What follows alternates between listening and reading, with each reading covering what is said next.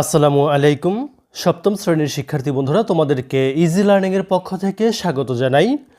আজকের ভিডিওতে তোমাদের নতুন ইংরেজি বইয়ের পৃষ্ঠা নাম্বার ৪২ এর সমাধান করে দিচ্ছি। এখানে তোমাদের চ্যাপ্টার 5.4 এখানে বলছে যে দল বা জোড়ায় ভাগ হয়ে একে অপরকে নিচের প্রশ্নগুলো জিজ্ঞাসা করো এবং উত্তর দাও। প্রয়োজনে ষষ্ঠ শ্রেণীর ইংরেজি বইয়ের a fresh pair of eyes and a four friends ইউনিটগুলো পড়তে পারো। তো এখন আমরা এই যে প্রশ্নগুলো দেওয়া আছে নিচে, এই প্রশ্নগুলোর সমাধান করব। তো চলো শুরু করা যাক।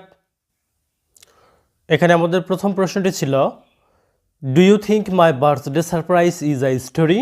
তুমি কি মনে করো মাই বার্থডে সারপ্রাইজ একটি গল্প? Answer, yes I think my birthday surprise is a story. হ্যাঁ, আমি মনে করি আমার জন্মদিনের চমক একটি গল্প। তারপর বি নম্বর প্রশ্নটি ছিল, what are the features of a story you have found in the story my birthday surprise? বলছে যে মাই বার্থডে সারপ্রাইজ গল্পে তুমি একটি গল্পের কী কী বৈশিষ্ট্য খুঁজে পেয়েছো? উত্তরে আমরা লিখব, আই ফাউন্ড সাম ক্যারেক্টার্স, আমি কিছু ক্যারেক্টার্স পেয়েছি। সেন্ট্রাল থিম, একটা সেন্ট্রাল থিম পেয়েছি। ইন দ্য স্টোরি মানে গল্পে একটা মূল বিষয়বস্তু পেয়েছি। বিসাইডস, তাছাড়া it is told in a first person point of view, এটি উত্তম পুরুষের দৃষ্টিকোণ থেকে বর্ণিত। এরপর সি নাম্বার প্রশ্নটি ছিল এরকম যে, what is the theme of the story? গল্পের থিম বা বিষয়বস্তু কী?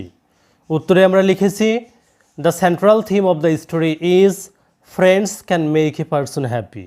গল্পটির মূল বিষয়বস্তু হলো একজন ব্যক্তিকে তার বন্ধুরা আনন্দিত করতে পারে। তারপর ডি নাম্বারটি লক্ষ্য করো, what do you love most about the story? গল্পটি সম্পর্কে তুমি কি সবচেয়ে বেশি পছন্দ করো? উত্তর, I love most the way how the friends surprised Alifa. আমার সবথেকে ভালো লেগেছে এটা যে পদ্ধতিতে বন্ধুরা আলিফাকে চমক দিয়েছিল, ওই পদ্ধতিটা ভালো লেগেছিল। ই number, if you want to rewrite this story what are the changes you want to bring?